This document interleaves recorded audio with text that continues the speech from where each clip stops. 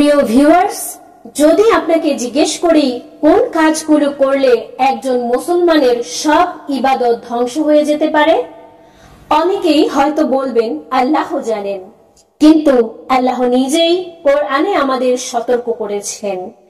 বিসমিল্লাহির রহমানির রহিম। শুরু করছি আল্লাহর নামে। আসসালামু আলাইকুম ওয়া রাহমাতুল্লাহ। আল্লাহ তাআলা কোরআনে বলেন, এগুলো হচ্ছে আল্লাহর সীমারেখা, তাই তোমরা সেগুলো অতিক্রম করো না।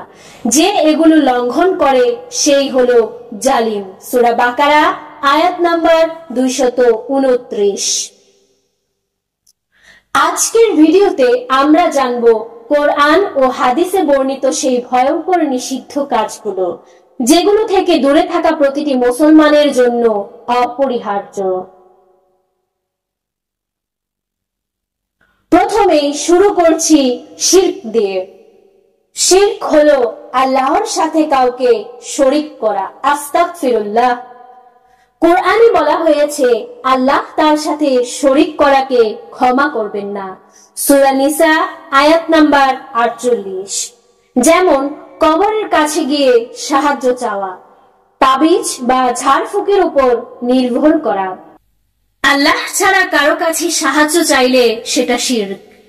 এটা এমন এক গুনাহ, যদি আল্লাহ ক্ষমা না করে তবে জান্নাতের এটা এমন এক গুনাহ, যদি আল্লাহ তাআলা ক্ষমা না করে তবে জান্নাতের দরজা চিরতরে বন্ধ। 2. সুদ বা রিবা, ইংরেজিতে বলা হয় ইন্টারেস্ট। কোরআনে বলা হয়েছে আল্লাহ সুদকে ধ্বংস করেন এবং দানকে বৃদ্ধি করেন। সূরা বাকারা আয়াত নাম্বার 276। আমরা অনেকেই আছি ব্যাংকে টাকা রেখে ব্যাংক থেকে ইন্টারেস্ট নেই, এটাও সুদের আওতায় পড়ে। আর সুদকে আল্লাহ বারংবার হারাম করেছেন। আবার কারো কাছ থেকে টাকা ধার নিয়ে অতিরিক্ত ফেরত নেওয়া। সুদ মানে দরিদ্রের কষ্টের উপর নিজের ভবিষ্যৎ বানানো। এটা শুধু দুনিয়ার নয়, আখিরাতেও আল্লাহর শাস্তি ডেকে আনে। 3. গীবত ও পরনিন্দা। কোরআনে বলা হয়েছে তোমরা কেউ কি মৃত ভাইয়ের মাংস খেতে চাইবে? সূরা হুজুরাত আয়াত নাম্বার 12। যেমন বন্ধু বা সহকর্মীর পিছনে বদনাম করা, আত্মীয়দের দোষ নিয়ে মজা করা। গীবত একদিকে সমাজে বিদ্বেষ ছড়ায়, অন্যদিকে আমাদের যে সওয়াবগুলো আছে সেগুলো গুনাহ খাতায় চলে যায়। 4 নং মিথ্যা কথা বলা। হাদিসে আছে মুমিন কখনো মিথ্যাবাদী হতে পারে না। হাদিস হলো মুসলিম হাদিস। উদাহরণ, পরীক্ষায় নকল করা এবং ব্যবসায়ে মিথ্যা প্রতিশ্রুতি দেওয়া। আরো আছে কারো সঙ্গে কথা দিয়ে কথা না রাখা। ছোট ছোট মিথ্যা থেকেও বড় ধ্বংস শুরু হয়। ছোট ছোট মিথ্যা থেকেও বড় বড় ধ্বংস শুরু হয়। সত্যিকারের মুমিনের মুখ থেকে কখনো মিথ্যা বের হতে পারে না। 5 নং জিনা বা অবৈধ সম্পর্ক। কোরআনে বলা হয়েছে জিনার কাছেও যেও না। সূরা ইসরা আয়াত নাম্বার 32। যেমন প্রেম ভালোবাসার নামে হারাম সম্পর্ক, লুকিয়ে লুকিয়ে পর্নোগ্রাফি দেখা। জিনা শুধু ব্যক্তিকে নয়, পরিবার, সমাজ, গোটা জাতিকে ধ্বংস করে দেয়। 6 নং মদ ও নেশা।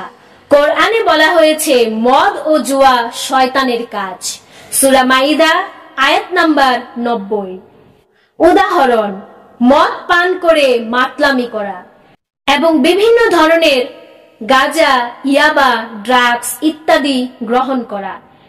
নেশা মানুষকে তার ঈমান, শরীর, সম্মান সবকিছু থেকে বঞ্চিত করে। 7 নম্বরে আছে আত্মহত্যা। কোরআনে বলা হয়েছে নিজেদের হত্যা করো না। সূরা নিসা আয়াত নাম্বার 29।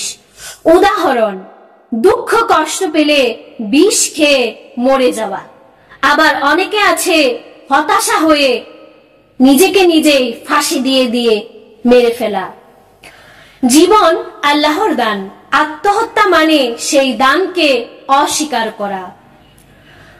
খুন, কোরআনে বলা হয়েছে একজনকে হত্যা করা মানে পুরো মানব জাতিকে হত্যা করা। সূরা মাইদা আয়াত নাম্বার 32।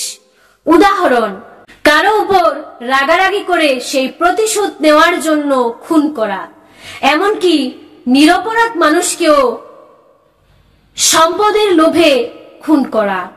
আল্লাহর দৃষ্টিতে নিরপরাধের রক্তপাত সবচেয়ে বড় অপরাধ।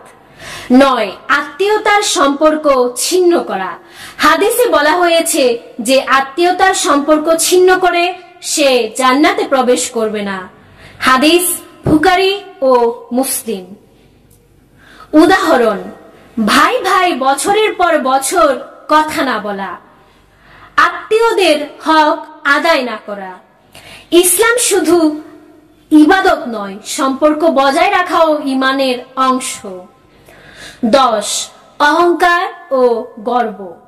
হাদিসে রয়েছে যার অন্তরে এক রত্তি অহংকার থাকবে সে জান্নাতে প্রবেশ করবে না। হাদিসটি এসেছে মুসলিম হাদিস থেকে।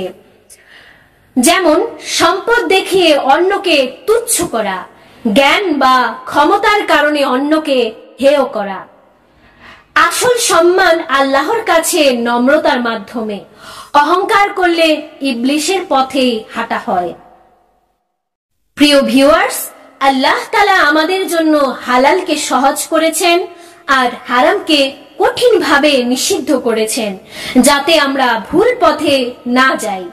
রাসূলুল্লাহ সাল্লাল্লাহু আলাইহি ওয়াসাল্লাম বলেছেন, যখন আমি তোমাদের কোনো কিছু থেকে নিষেধ করি তোমরা তা থেকে বিরত থেকো। হাদিসটি এসেছে বুখারী মুসলিম। তাই আসুন আজই আমরা নিজেদের জীবনের দিকে তাকাই। যদি এই নিষিদ্ধ কাজগুলোর কোনোটি আমাদের জীবনে থেকে থাকে তবে দেরি না করে তওবা করি, আল্লাহর কাছে ক্ষমা চাই। নিশ্চয়ই আল্লাহ ক্ষমাশীল। কারণ দুনিয়ার এই ক্ষণস্থায়ী আনন্দ কোনোদিনই আখিরাতের চিরস্থায়ী শান্তির বিনিময় হতে পারে না। হে আল্লাহ, আমাদেরকে এই গুনাহগুলো থেকে হেফাজত করুন এবং সঠিক পথে চলার তৌফিক দিন। আমিন। ভিডিওটি যদি উপকারী মনে হয় তবে অন্যদের সাথে শেয়ার করুন, যাতে সবাই নিষিদ্ধ কাজগুলো থেকে বাঁচতে পারে। আসসালামু আলাইকুম ওয়া রাহমাতুল্লাহি ওয়া বারাকাতুহু।